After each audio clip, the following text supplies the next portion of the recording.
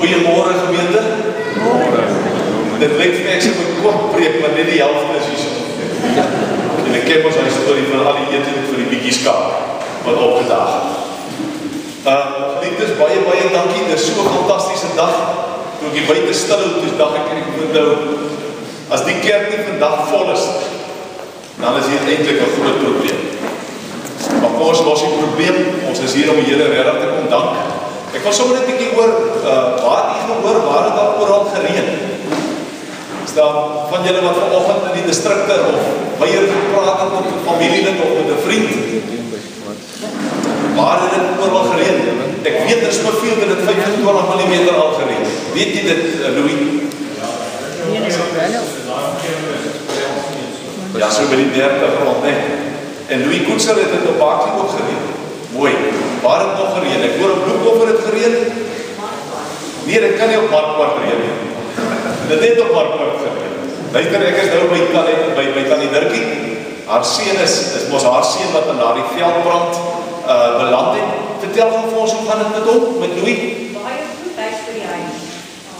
Hy het woensdag huis toe gegaan, hy kom vir 'n week bietjie daar wees. Hy loop self en hy praat en hy doen alles. Ag, mens. Nou ja, prys die Here daarvoor. Eet ook vir hom voorbereiding gedoen. Ek kan dit maar vir die baie eerlik sê, van ons mediese het gesê, dit is menslik nie moontlik nie. Maar prys die Here dan daarvoor. So ag, dis wonderlik, dis wonderlik. Kom ons kyk, waar het al gereën? Ons sê eers vir julle daar kennis wie ook gereën. So julle het ook reën gereën. Ja, dis wonderlik. Goed, nee, baie dankie. Ek weet nie of daar ander plekke is nie, maar dit lyk my dit reën baie baie. Ek wil net gou vir julle sê, Judy, Fanny, baie welkom terug. Hulle was 'n bietjie, ek weet nie of Fanny saam was, al wat ek net weet, Judy was met vakansie en die kantoor was nou vir 2 weke gesluit. En ek wil regtig sommer vir diegene wat vir ons gehelp het, wat die kantoor vir ons beman het, vir julle sê baie dankie. Ons waardeer dit regtig baie. En dan wil ek ook sommer net sê die kerk se kantoortye is nou weer normaal. Dan sê ek die afkondiging sien om Louis Mostert is oorlede. Louis Mostert het onlangs van Hemelkruin af oorgekom hiernatoe. Daar by nommer 150 Hielendijk. En van ons lidmate het hulle pragtig versorg waarom Louis is oorlede. Maar hy word eers Saterdag begraaf. So die oggend het ek 'n begrafnis, in die middag dan trou Marius van Vuurnil se dogter. So sommer net ook vir julle aan die leedkant, maar ook aan die liefkant. Wil ons sommer net sê baie geluk en baie sterkte. Ek het daar net nog 'n dis 'n paar ons wat vandag verjaar. Nick Esterhuizen, maar ek sien hom nou nie vandag hierso nie. George Nel, hy verjaar vandag. Ronel van der Rys, ek weet nie of Frikka nou gaan haal het nie, en ek sien hoe Frik is hier weg. En dan Koos Reinhard en dan Henry Mabie.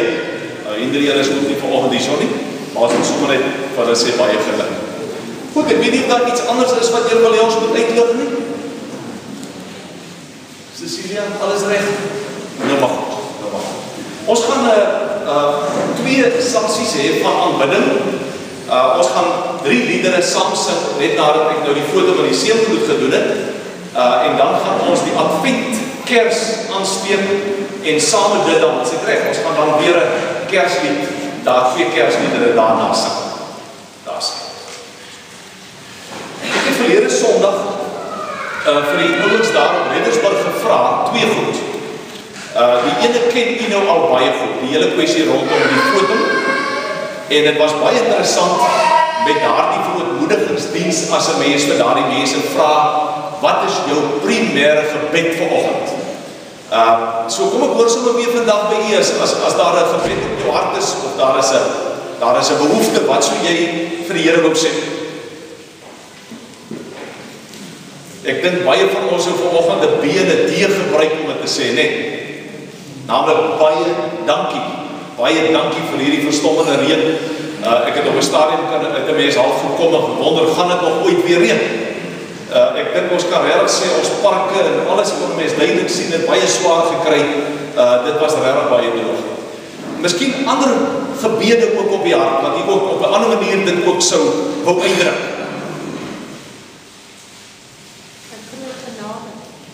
Groot is die genade, groot is die genade, dis eenvoudig so. Wat sou u nog wou sê? Nou ons is hier om dit te doen. Dis hoekom ek dit vir u vra. Wat sou mens nog vir die Here wou vra? Of vir hom wou sê? Goed. Vrede. Ons bid vir vrede, nee, jy vra vir vrede. So baie dankie, ek sal net ook 'n bietjie daarby terugkom. Nou, die volgende punt is die seëngroet. As ek nou vandag vir jou vra, watter woord het die Here die afgelope week vir jou gegee, wat jy by die gemeente moes kom deel? Watter woord sou dit wees? Watter teksgedeelte het u geraak, wat ons hier met mekaar kan deel?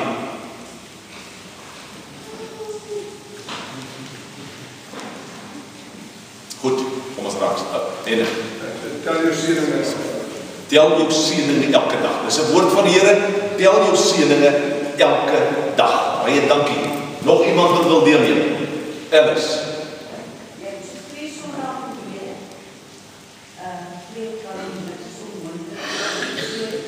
Ja. Niks onmoontlik, heeltemal reg. Ons gaan dit, Alice, ek hoop julle kry dit in die teks vanoggend ook weer terug. Want as 'n Christen dit sê, dan weet jy, daar kom tye dat jy self dit sê, maar dat jy self half 'n bietjie gedemp is daaroor. Jy is nie heeltemal so oortuig meer daarvan. En vanoggend, of dan hierdie reën, ek wil regtig daarna verwys, want dis die praktiese, fisiese uitkoms wat die Here vir ons gegee het. Nog iemand wat graag 'n woord met ons wil deel? Dion. God is ons enigste hoop. Jy weet, ons leef almal, ons is deel van Suid-Afrika. Dit wat hier gebeur is ons almal deel van, so ons kan ons nooit distansieer of ons isoleer daarvan nie. Maar ons moet daarmee rekening hou dat wat ook al gebeur, sal God beheer en bepaal. Dankie Dion, baie dankie.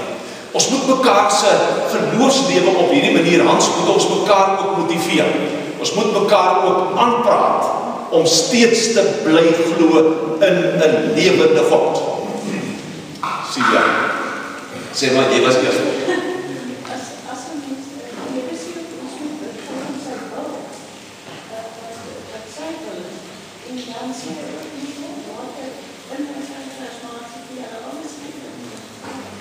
Sy sê, dis ook 'n woord van die Here, sy sê, die Here sê, ons moet volgens sy wil bid, en as ons dan volgens sy wil bid, kan jy enige iets vra, en hy sal dit vir jou gee. Baie interessante kwalifikasie, 1 Johannes 5, nee. Baie interessante kwalifikasie, Christine, die sê vir hom. Pragtig, hoor wat sê sy, die Here gebruik haar as klein dogtertjie, om vir ons almal te kan sê, ek is baie lief vir julle. Weet jy, verlede Sondag het ek die wonderlike voorreg gehad om daardie verontmoedigingsdiens in Reddersburg te gaan hou. En ek het regtig vir die Here gevra, Here, jy kan my motor gebruik. Sê net, wat gaan jy daar doen? Want wat help met 'n dominetjie daar op Reddersburg op en hy sê net wat hy wil sê en sommige ons aanvaar dit en ander ons lag dit af. Here, jy kan my motor gebruik, vat my, ek sal jou gaan verteenwoordig, maar wat wil jy daar gaan doen? Weet jy wat was die wonderlike mooi, hang saam met wat die ouderling vanoggend ook agtergelees het, en dit is, sê vir hulle, ek spreek hulle vry. Want jy weet, ons voel ons altyd skuldig, en ons is skuldig, ons weet het.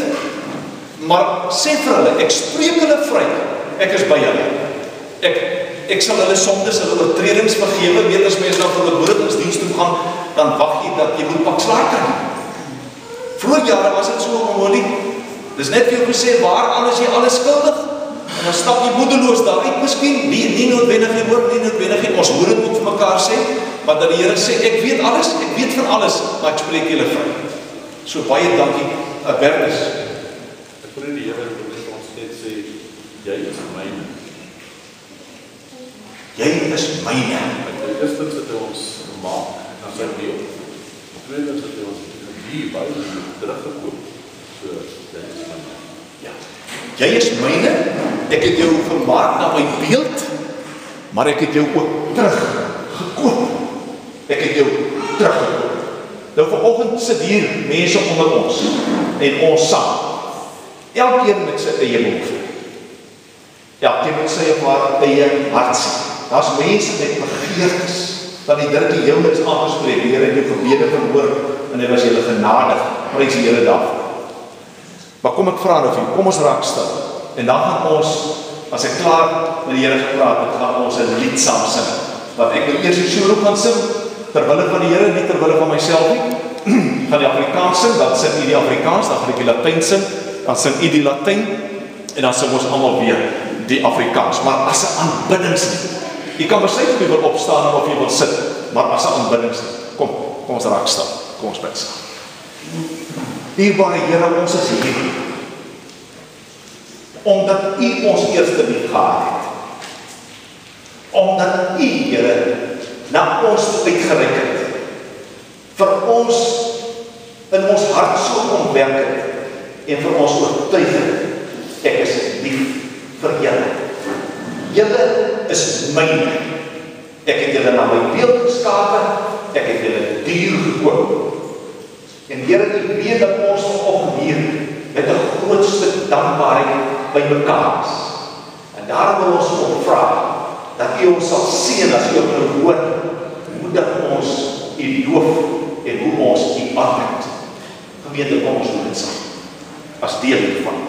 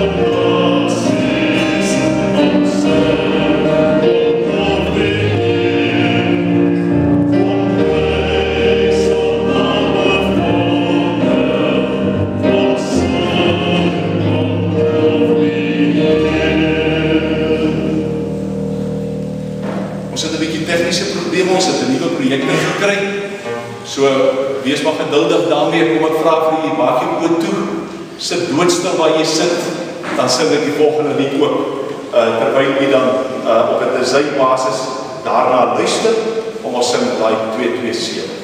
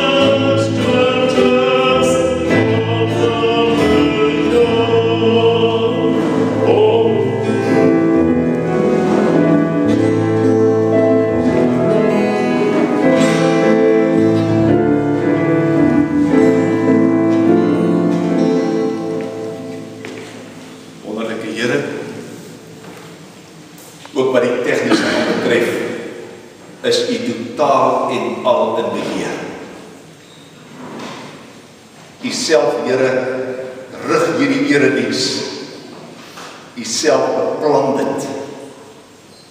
En selfs ook deur die gebrokenheid van die tegniese, kom U Here en daal U ook in ons wêreld in, soos wat Jesus Christus dan op Kersdag in hierdie wêreld kom indaal het.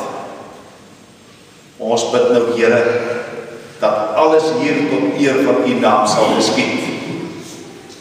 Ons bid Here dat U regtig stilte in ons hart sal bring, en dat hier 'n openheid in ons gemoed sal wees, sodat U Here in ons hart dit kan kom aanspreek, en dit kan kom vernuwe, en U doel met ons kan kom bereik. Ons bid Here dat U naam geheilig sal word, ook nou met die aansteek van hierdie Adventkers.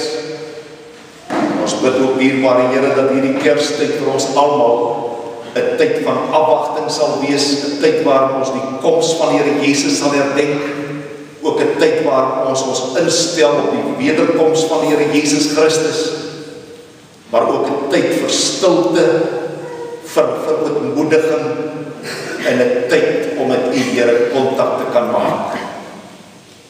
Ons gebed is Here dat U self dan nou deur die woord dat ons sal kom, en dat daardie woord in elkeen van ons omstandighede sal inval en sal inpas, sodat ons kan huis toe stap en kan sê, die Here het met my gepraat. Vader, Seun en Heilige Gees, ons wil U dank vir ongelooflike verstommende genade. Ons wil U dank vir die uitkoms wat U bied aan die natuur en elke dier en ook aan elke mens daar buite. Ons wil net vir U sê, ons staan verwonderd oor U. Amen. Ek wil graag vra dat Christine vir my vorentoe sal kom. Sy het so 'n mooi boodskap gehad, en ek wil vra dat sy vir ons hierdie een Kers moet kom aansteek, en hoop sy put is lank genoeg. Christine, hierdie eerste Kers van Advent sit 'n betekenis. Ek wonder of jy sal weet, want dis onnodig moeilik, nee. Kom, ek gaan die vuurtjie aansteek, net eers mooi dat brand, dan steek jy vir ons daai Kersie aan.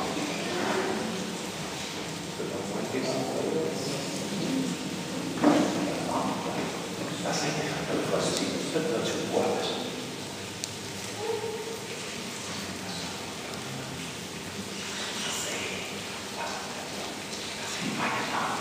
Baie dankie, dit is pragtig.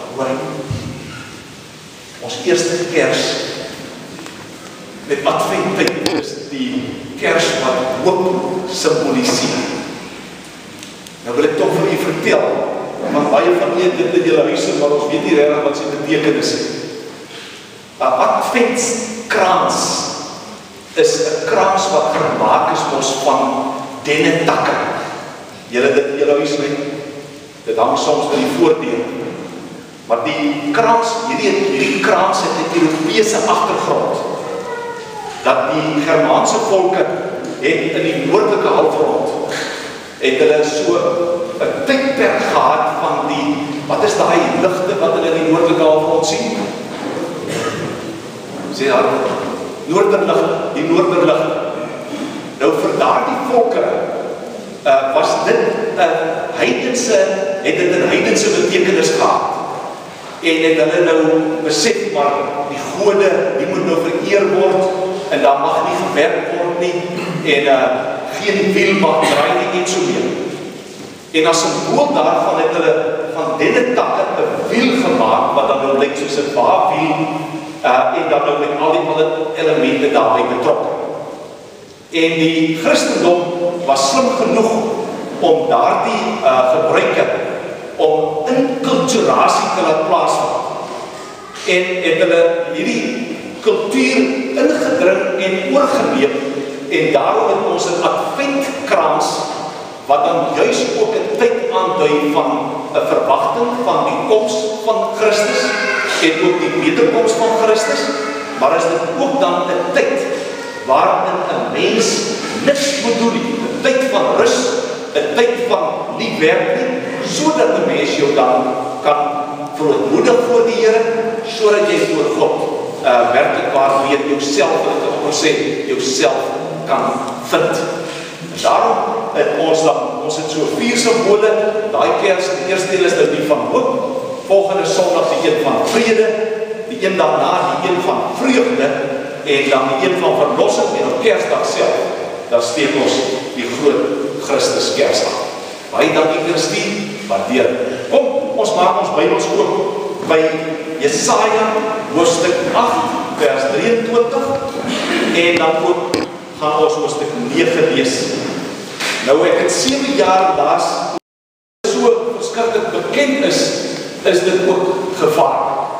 En ek wil nie vandag met 'n klomp woorde besig hou nie, maar die Here wil ons bring na die essensie van hierdie gedeelte toe. Lees saam met my vers 23, Jesaja hoofstuk 8 vers 23, en ek lê jy moet sommer 'n bietjie lekker saam met my daarna kyk.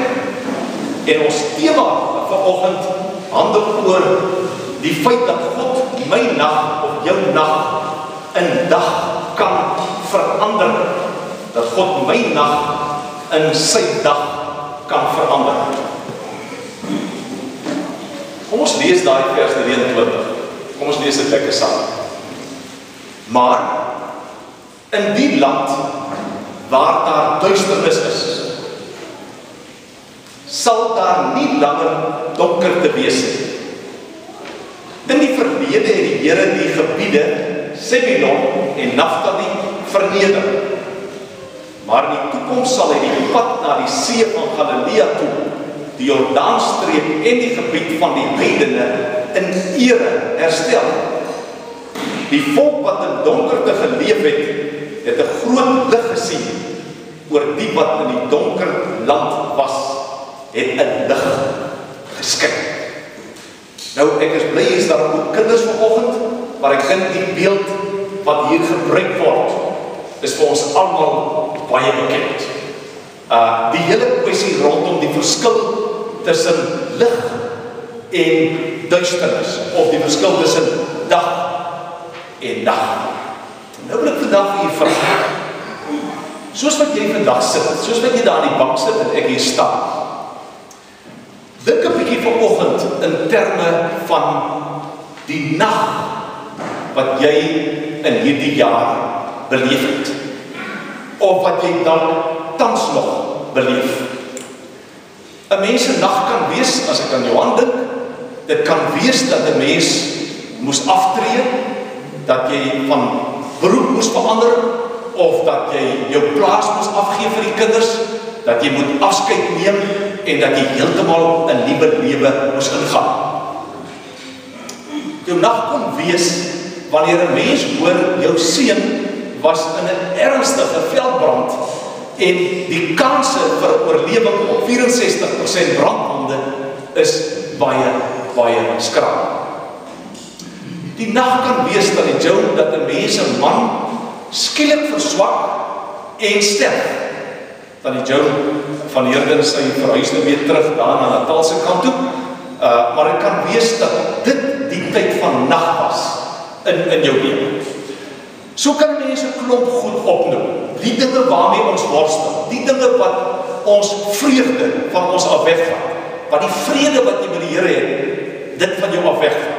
Die dinge wat regtig waar vir jou moedeloos maak en wat jy nie meer raad voor het. Kom ons beskryf dit vanoggend as jou nag wat jy beleef het. Nou as ons gaan kyk na Jesaja hoofstuk 8 vers 23, dan word daar gepraat van die volk Israel, of van Israel en Juda, of dan genoem Efraim en Juda, dat hulle in 'n nagtelike situasie was. En geliefdes, as 'n mens dit nou in hoofstuk 5 en 6 en 7 deurlees, dan besef 'n mens net hoe dat hulle deur vreemde volkere oorheers is, en hoe dat die Assiriërs hulle eenvoudig, dit het so gebeur. Israel het gedink hy gaan met Assirië 'n bondgenootskap stig om hom teen die Egiptenare te beskerm. Maar toe hulle oë uitvee, toe sit juist diegene met wie hulle 'n vennootskap gestig het, wat hulle eenvoudig verower en hulle land verpletter. Tot so maar. Hulle nag was so erg dat hulle nie meer die profete wou glo nie. En dat hulle toevlug geneem het na die magiese en na die mantiese praktyke van destyds. Met ander woorde, hulle begin terugval op die spiritiste en na waarsêers en al daardie tipe van middele om te probeer bepaal wat is die antwoord, waarheen is ons op pad, waar kan ons hoop kry. So die ongelooflike nag wat hierdie mense beleef het, is eintlik half onbeskryflik. Ek het die leer geskryf dat daar was, ek het die leer geskryf dat hulle het nie meer vreugde gehad nie, daar het by hulle nag was sonder die uitsig op 'n nuwe dag. Dit was donker, uitsigloos, hopeloos, dit was 'n vernietigende situasie en hierdie mense is dan inderdaad op soek na hoop, hulle is op soek na lig, en hulle is op soek na uitkoms. Nou wil ek vir die vraag, as jy dink in terme van Suid-Afrika en ook die D-dag wat oormôre aanbreek rondom die onderhandelinge van plaaswerkers en so meer, dan is dit nog so dat ek baie keer krities staan daarteenoor. Ons hou nie van stakings nie, ons hou nie daarvan dat die ouens jou goed afbrand nie en so meer. Maar het jy al ooit, en het ek al ooit gaan sit en dink, wat lê agter dit? En dan dink ek so die saamstem dat daar agter hierdie opstande en agter hierdie geweld sit daar 'n moedeloosheid, 'n uitsigloosheid. Jy weet, ek stel myself voor, as jy 30 jaar toevallig dan nou op 'n plaas werk, en na 30 jaar het jy nog net kos gehad om van te leef, niks meer, en jy het glad nie 'n stygende kurwe van ontwikkeling en groei en so meer nie, dan dink ek sou, as 'n mens dit kon verstaan, dan sou 'n mens die uitsigloosheid, die moedeloosheid agter hierdie mense se gedrag kon bepaal. En daarom soek hulle op allerlei maniere soek hulle hoop. Ek dink jy sou met my saamstem. Hy soek hoop, hulle soek vrede, hulle soek vreugde, hulle soek ook hierdie ervaring van ek is suksesvol, ek bereik iets. Maar soos in Israel en in baie mense se lewe ook vandag, is die nag in jou lewe 'n stuk uitsigloosheid, 'n droomlose bestaan. 'n bestaan sonder hoop, 'n bestaan sonder enige toekoms of uitkoms. Dis hoekom die tema vanoggend sê, God kan jou nag in dag verander. God kan 'n mens se nag in dag verander. Lees nou saam met my daardie eerste paar verse van hoofstuk 9. Daar staan vanaf vers 2. U die wat nie meer 'n nasie was nie. Dit moet nie baie mooi hoor. Israel is totaal en al vernietig. Daar is van sy strukture en van sy leierskap is daar niks oor nie. Hy sê een van 'n nasie het hy baie gemaak, hoor hierdie baie mooi woorde, hulle blydskap groot gemaak. Hulle het hulle in u teenwoordigheid verbly. Hy sê verder, hy het in die teenwoordigheid verbly, soos mense bly is in die oestyd, soos hulle juig wanneer hulle die buit verdeel. Soos die dag toe Midian verslaan is, dis toe Gideon die Midianiete verslaan het hy die juk verbreek wat op die volk gedruk het. Die stok waarmee hulle geslaan is, waarmee hulle gedryf is, elke soldateskoen wat in die oorlog gebruik is, en elke uniform wat met bloed bevlek is, sal verbrand word, deur die vuur verteer word. Wat gebeur hier so? Ek wil amper sê, dis die gebeurtenis wat 4-5 dae in my eie lewe afgespeel het. Ek het in my eie lewe die weerberig dopgehou. En ek het gewonder, kan dit enigstens verander? En wat as die Here die reën terughou? En as die Here die genade en die uitkoms nie stuur nie? Hoe sou ons pragtige omgewing gelyk het, as ons werklik nie meer water op ons grasperke of op ons tuine kon spuit nie? En as die Here eenvoudig dit teruggetrek het en alles rondom ons het dan doodgegaan of dan gevrek en agteruit gegaan. Die tekens was daar. Die tekens was daar. En miskien in jou eie gemoed het jy gewonder, want jy het nie geweet of die Here die reën gaan stuur nie. Ons het gebid daarvoor, ons het gesmeek daarvoor, ons het gevra daarna, maar sê nou maar net, hy het besluit, nee, dit sal vir 5 jaar droog te wees, of 3 jaar, of miskien net 2 jaar droog te wees. En dieselfde ervaring wat 'n mens het, van, maar dit reën, en dit hou aan reën, en dit reën steeds, daardie belewenis van die Here se genade, van sy vrygewigheid, van die feit dat hy weer dit verander het wat vir ons donker was. Daai belewenis beskryf hierdie skrywer Jesaja.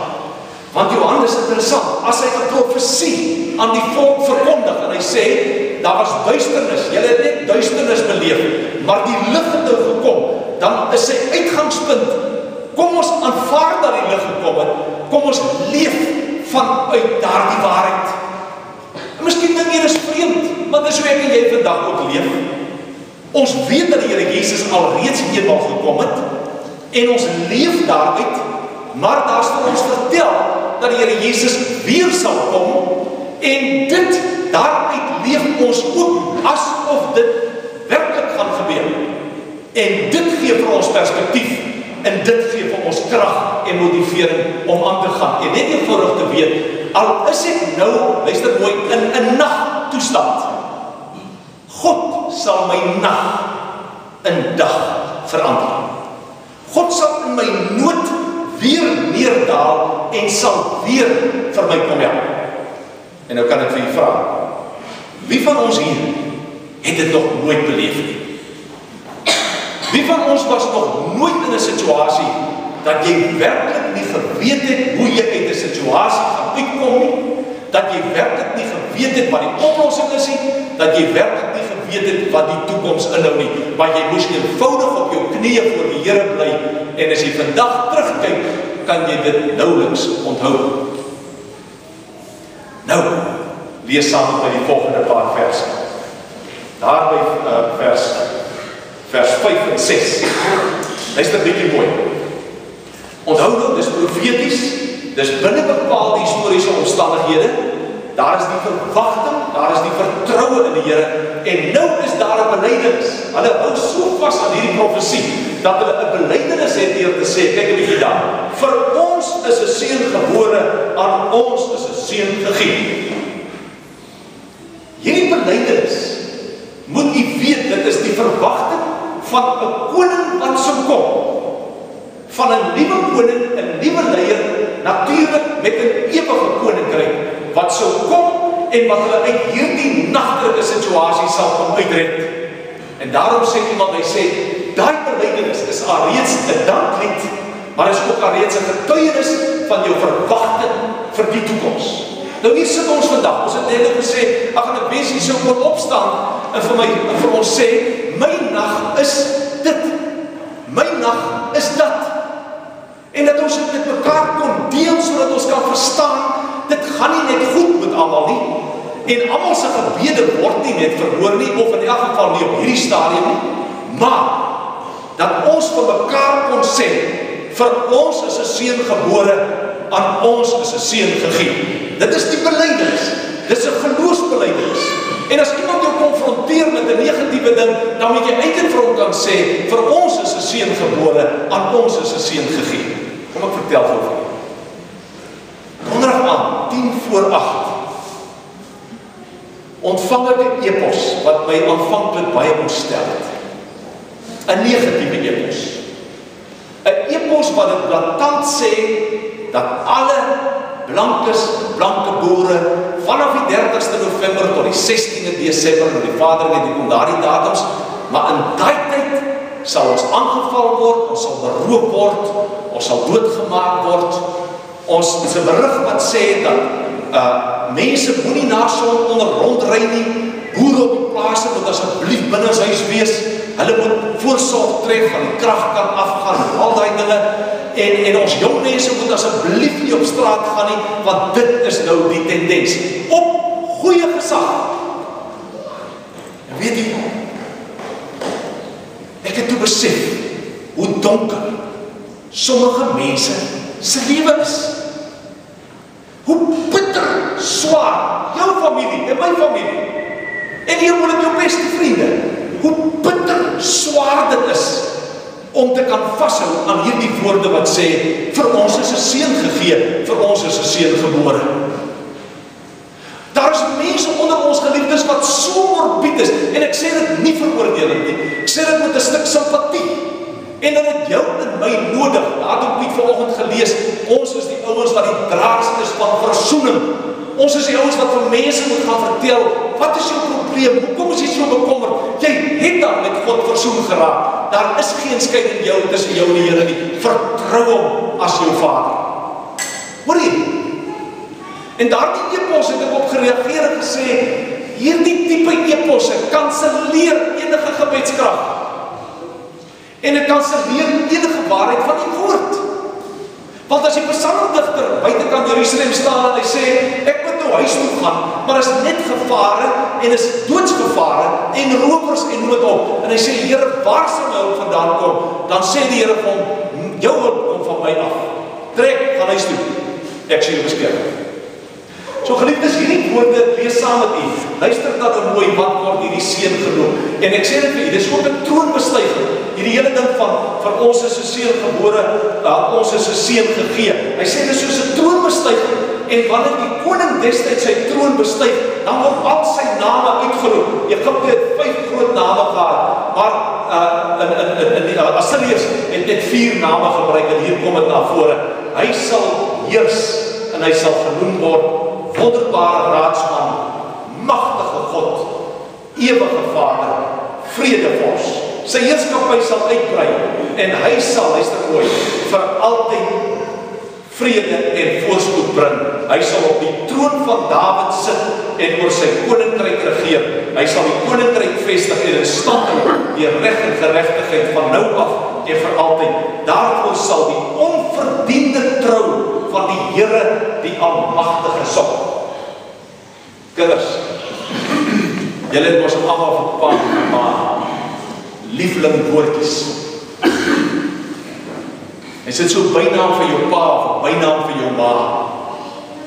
En as 'n mens bang raak, dan roep jy jou pa, paps, en jy's benoud, jy hoor dit in jou stem. En dan kom pa na jou kamer toe en vra, wat is fout? Dan sê vir hom, ek is bang. Maar jy die woord paps gebruik, of watter woord ook al. Nou wil ek vandag vir julle sê, en ek gaan daarmee afsluit. Kyk net weer na daardie 4 name van hierdie seun van Jerusalem. Daardie 4 name sê, in die heel eerste plek, word hy beskryf as wonderbare raadsman. Moenie die wonderbaar mislees nie, hoor. Die wonderbaar sê, dat ons met iets of iemand goddeliks te doen het. Ons het te doen met iemand in wie se lewe die teenwoordigheid van die Here afgelees kan word, waarin dit beleef en gesien kan word. As ek praat van 'n raadsman, dan kan jy jou eie lewe hieraan toets. Maar dit is inderdaad 'n koning, 'n heerser met wysheid. Die wêreld is benard. Daar is talle en talle vraagstukke wat nie beantwoord word en wat die mens nie presies weet waarheen nie. Maar luister mooi. Die seun wat vir ons gebore is, kom ons betrek dit dan direk op Jesus Christus. Die titel wat hy ontvang is die van wonderbare raadsman. En soos wat jy vandag sit en ons maak dit baie prakties, kan jy vir jouself afvra, watter rol speel hierdie raadsman in jou lewe? Wie lei vir jou? Wie oortuig jou? Wie is die raadsman wat jy gaan om advies vra en om leiding gaan vra? En as jy dan die regte besluite geneem het, of soms vir jouself die verkeerde besluite, wie het vir jou die raad gegee? Wie rig jou en jou kinders deur die lewe? So as die volk in duisternis was en hulle het in die lig ingekom, dan is deel van hierdie lig, hierdie verstommende vrye toegang tot 'n hemelse raadsman, wat vir ons in ons lewe vir ons lei en wat vir ons oortuig van wat sy wil is. Daarom weer eens, vra na die wil van die Here, bepaal die wil van die Here, vra dan enigiets, want die Here sal jou binne sy wil sal hy vir jou lei. Kyk die volgende tema, die volgende naam. Ons hoop sentreer om 'n sterke God. Man, ons betwyfel dit. Ons almal betwyfel dit van tyd tot tyd. En ons leef nie altyd uit hierdie oortuiging uit. Maar een van hierdie name sê vir ons dat hy 'n sterke God is. Met ander woorde, iemand is met gesag, iemand met mag. Dis die Here wat ek en jy aanbid. Dis die persoon wat ons inderdaad as ons Vader aanvaar het.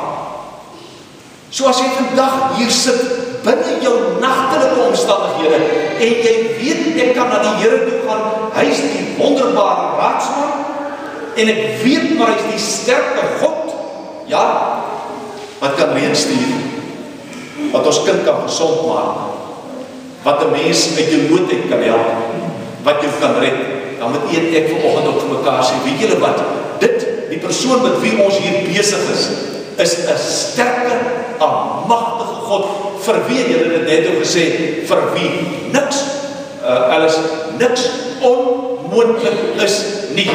Niks nie. En as jy en ek dan vandag ook hier sit, en ons sit met 'n vrees en 'n opbouende spanning rondom Desember maand en al die berade of dinge wat hier moet gebeur ook in Bloemfontein, dan wil ek vandag vir u sê, geliefdes, gaan sit by die raadsman. Gaan sit by die sterke God. En sê vir hom, Here, ek laat nie toe om oor ons te heers. Laat nie wil oor ons geskied. Kyk die derde naam. Ons hoop sentreer op 'n ewige Vader.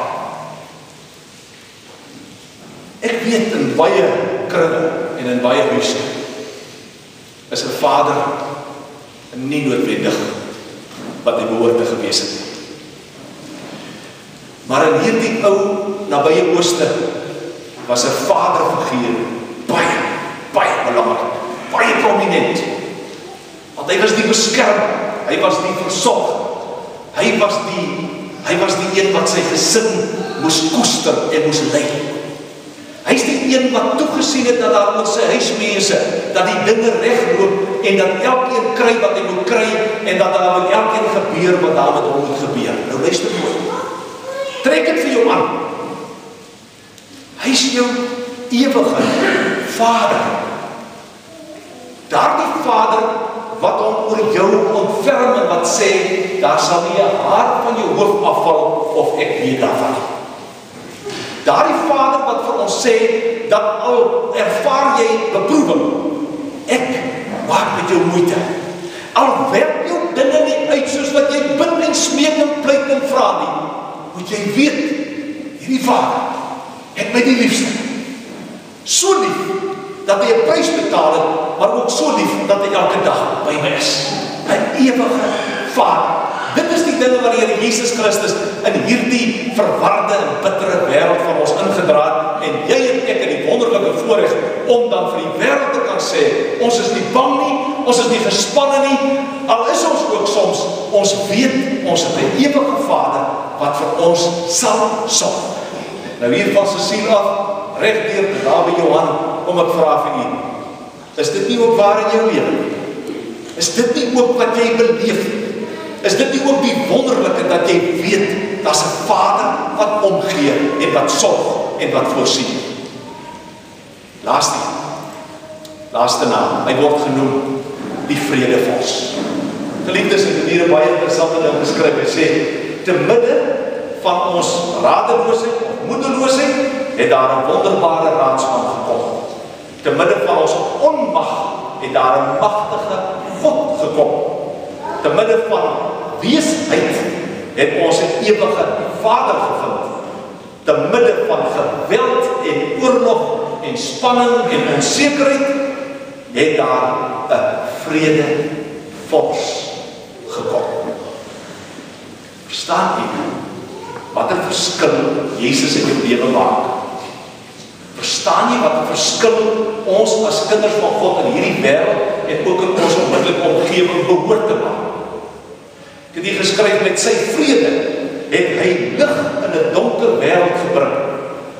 waar hy teenwoordig is en waar die mense sy teenwoordigheid erken, daar stig hy en gee hy vrede. Hoeveel vrede het jy nie al in jou nag by God gevind?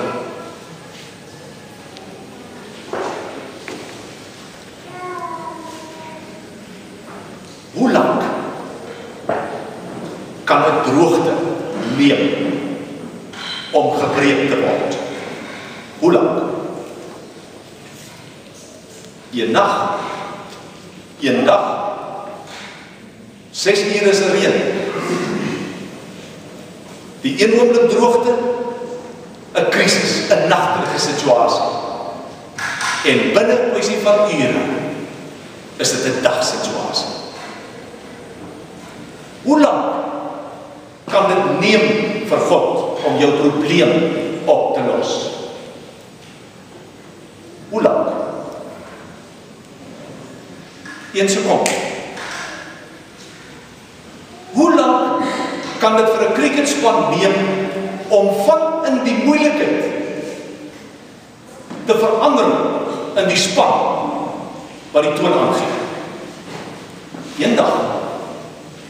Eergister in die moeilikheid, gister in die hemel, vandag nog verder.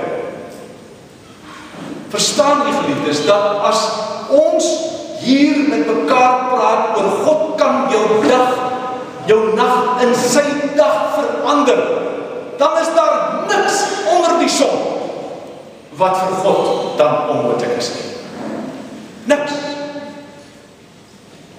En jy weet met watter probleem jy sit, jy weet met watter vraagstuk jy sit.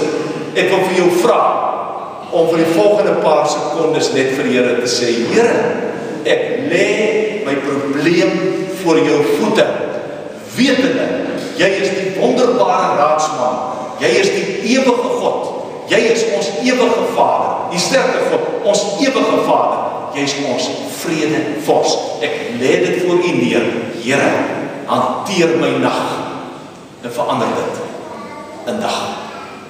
Kom, ons raak stil. Kom ons praat met die Here. Sê dit vir hom. Hy weet van jou. Sê dit vir hom.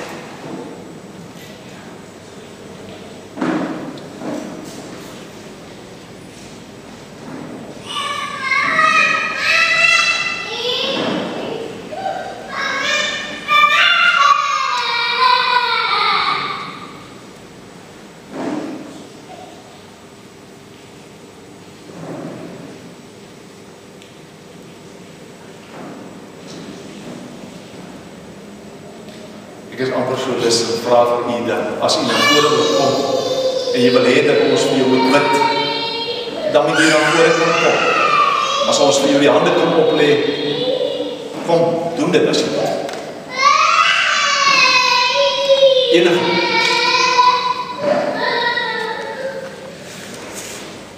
Ons is hier in sy teenwoordigheid. God is hier.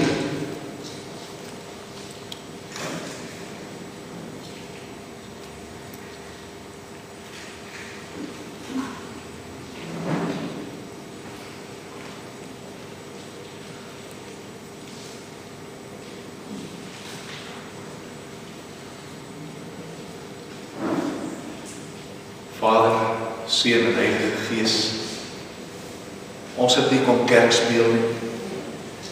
Ons het nie ons gewetens kom sis. Ons het saam voor U by mekaar gekom. U het elkeen se gebed gehoor en hoor dit steeds. Maar ek vra dan nou vir U dat U deur die Heilige Gees elkeen wat gebid het, gevra het, dat U hulle sal aanraak, letterlik, figuurlik sal aanraak,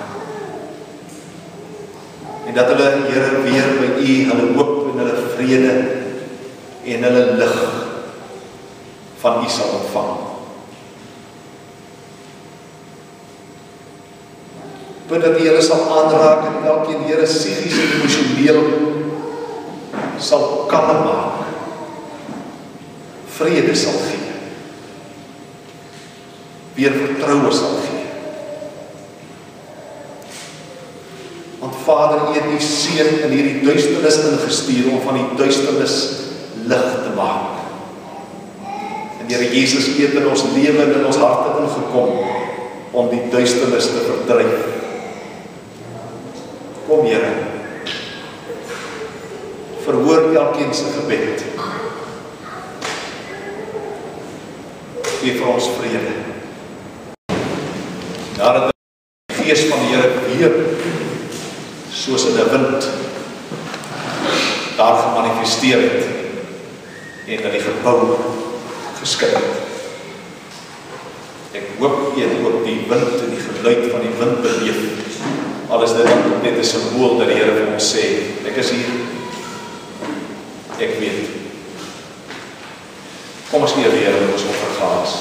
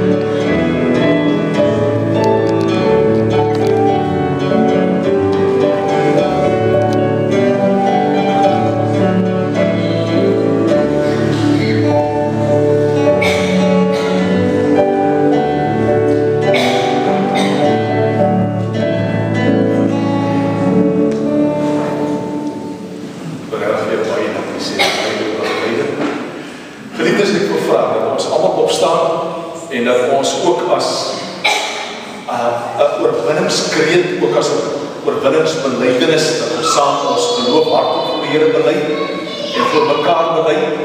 En dan sing ons daarna op werk en daar en oral is by God. En kom ons sing daarvan die eerste en die vierde vers as ons kan bly.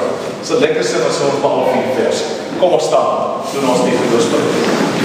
Ek wil vra dat jy wel eens toelaat dat die Here jou sterk, dat hy jou motiveer en dat jy dit sal sê ongeag wie voor jou staan.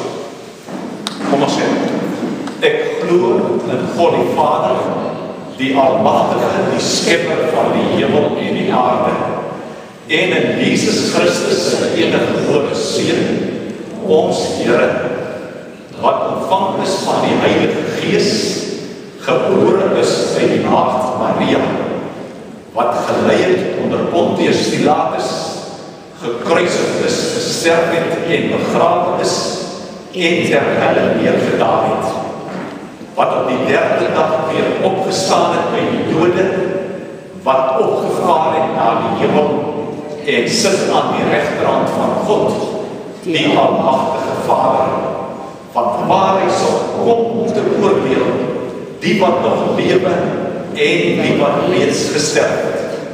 Ek glo in die Heilige Gees.